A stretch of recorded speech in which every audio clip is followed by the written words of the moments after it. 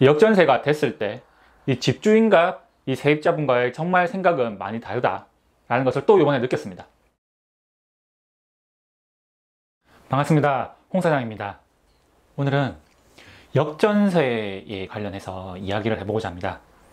사실 부동산 시장이 요즘에 어렵다고들 말을 하는데요. 그래도 주변을 돌아보면 많은 전문가라고 하시는 분들과 강사라고 하시는 분들이 투자를 계속해라, 지방에도 물건이 많다, 어디든 좋은 물건은 남아있다 라고 하면서 투자의 좋은 점을 계속해서 얘기하고 있습니다. 그리고 부동산으로서 자산을 많이 쌓아 올리셨던 분들이나 부자가 되신 분들은 좋은 면들에 대해서 많이들 말씀하십니다. 그런 모습을 보여줘야지 투자하고 싶은 생각이 들고 사람들의 욕망을 끌어올려서 자기의 강의를 듣게 하거나 또 많은 투자자들을 만들어내려고 하는 노력을 볼 수 있습니다. 하지만 저도 투자를 하고 있는 사람이고 기본적으로 경기도 남부 쪽에 집중을 해서 아파트를 가지고 있는 사람으로서 좀 많은 생각을 하고 있습니다. 과연 투자를 하고 있는, 실제로 한두 채를 산 그냥 부동산 다주택자가 아닌 2주택자, 3주택자 말고 정말로 투자를 하시는 분들, 수십 채를 가지고 있고 정말 투자를 해서 세입자들과 협상을 하시는 그런 분들이 지금 현 상황은 어떠할까? 그분들의 지금 이 자산의 현황은 어떨까라는 궁금증이 생겼습니다. 왜냐하면 저는 계속해서 지금 투자를 해놓은 그 아파트 부동산에 세입자들과 협상을 하면서 지금 현 상황은 분명히 세입자가 갑인 입장입니다.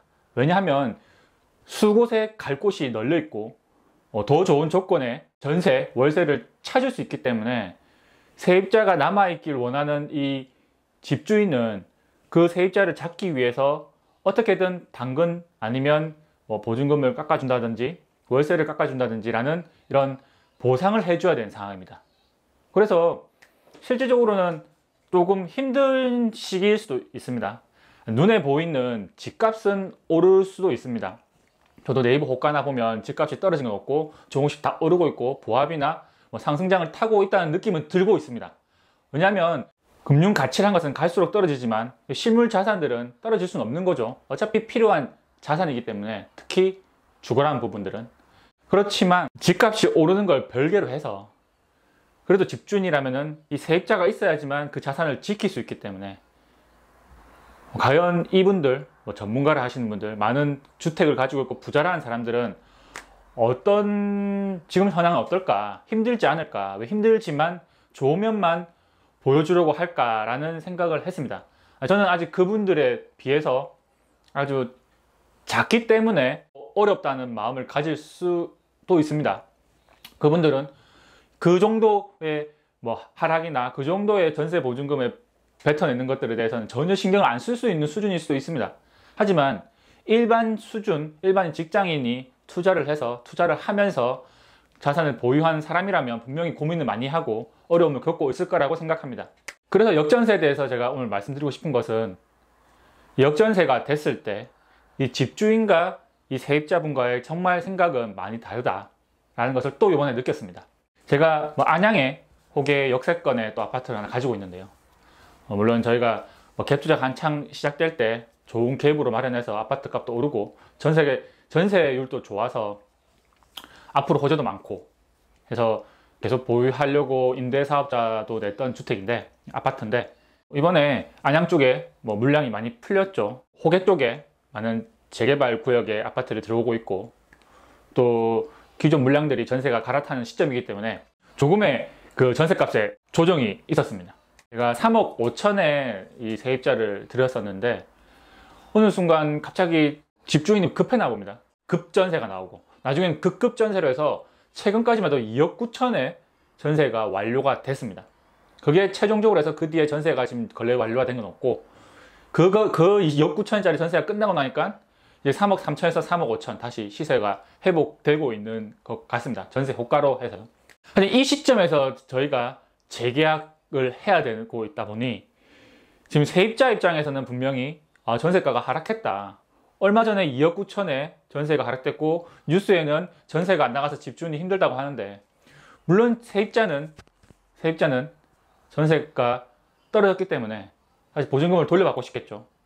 하지만 이사 비용이나 추가 복비나 또 이 옮기는 귀찮음 때문에, 불편함 때문에 계속 남고 싶고, 하지만 전세가가 주변에 떨어졌다니까 보증금을 돌려받고 싶고, 그런 입장일 겁니다.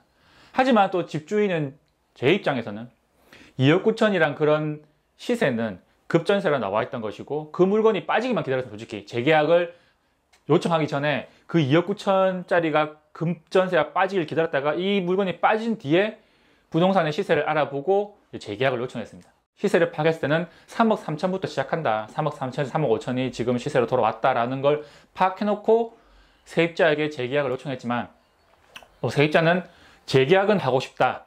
하지만 아시다시피 전세가 잘 나가지 않고 얼마 전에 2억 9천에 거래됐다고 하는데 저희는 보증금을 차익만큼 돌려받고 싶다. 그렇게 재계약을 하고 싶다고 제안을 하더군요.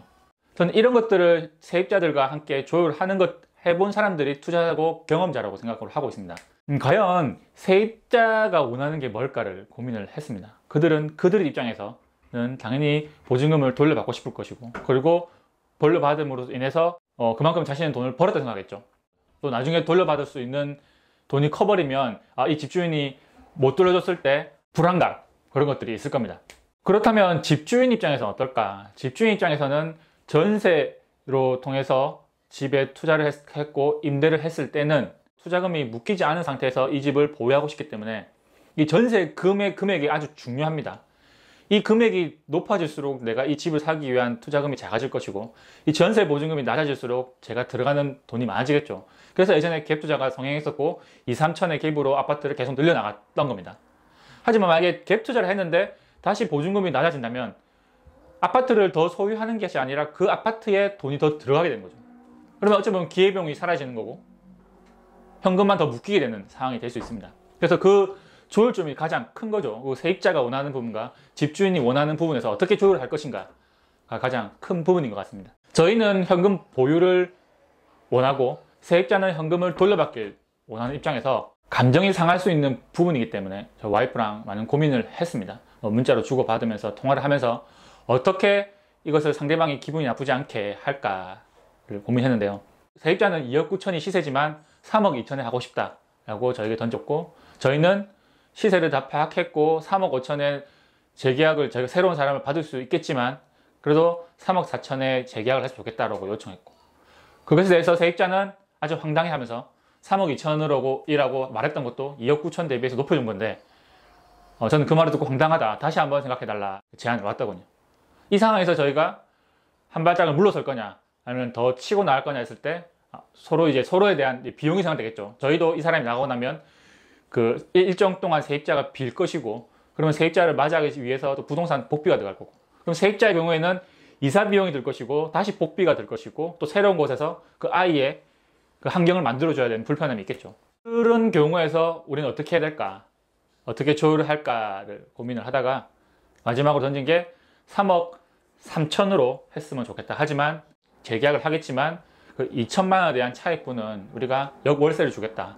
역월세를 주고 3억 5천으로 다시 계약을 하고 실제로는 3억 3천이 되는 거죠. 다행히도 흔쾌히 세입자분께서는 받아들여 주셨고, 자신 또 그 조건으로 2년이 아닌 2년 2개월로 계약을 해서 그 다음 분양받은 집에 입주할 때까지 살게 해달라고 해서 이렇게 좋게 풀어서 다시 재계약을 어제 와이프가 재계약을 다녀왔습니다. 지금 예전 같은 경우에는 재계약 시점에 전세 보증금이 올라왔을 수도 있습니다. 올라온 적도 있고, 많은 분들이 갭 투자를 할 때는 그것을 바라겠죠. 월세가 오르는 것이 아닌 보증금을 올려서 그 오른 만큼의 다른 걸 또 투자한다. 부동산 화랑일 때 갭 투자가 그런 식으로 했죠. 하지만 분명히 지금은 어디든 전세가 하락, 보합, 약세이기 때문에 그런 부분은 아주 힘들 거라고 생각을 합니다. 다주택자 수십 채가 있다고 자랑을 하고 떠들었던 그런 분들은 지금 많은 고생을 하고 고민을 하고 현금을 끌어오기 위해서 많은 힘든 부분이 있을 겁니다. 그런 분들 때문에 급차가 생기고 급매가 생겨서 시세가 조정되는 부분도 있을 것이고요. 그래서 제가 오늘 말씀드리고 싶었던 부분은, 분명히 다주택자 많은 투자를 하셨던 분들은 지금 현 상황이 좋지만은 않을 겁니다. 제가 보유한 물건들 전부 역세권들이고 초역세권도 있고, 초역세권이라 해봤자 겨우 전세를 지키는 정도였습니다. 전세금을. 그런 상황이고, 조금 여기서 멀어지기 시작하면 분명히 전세 부분에서 세입자를 맞이하기, 그리고 그 보증금을 지키기가 힘든 부분이 있을 겁니다. 그렇기 때문에 지금 현재 세입자로 계시든 집주인으로 계시든 재계약 시점이 다가온다면 분명히 고민이 되실 겁니다. 그리고 그 고민 중에서 세입자분은 집주인 입장에서, 집주인은 세입자 입장에서 한번 고민을 해 주시고, 어느 부분에서 나에게 비용적인 소모와 스트레스와 에너지 소모가 없는 부분, 최대한으로 줄일 수 있는 부분 고민하시고요. 적당히 서로에게 감정이 상하지 않게 조율해서 재계약을 진행하셨으면 좋겠습니다. 오늘도 긴 영상 들어주셔서 감사합니다.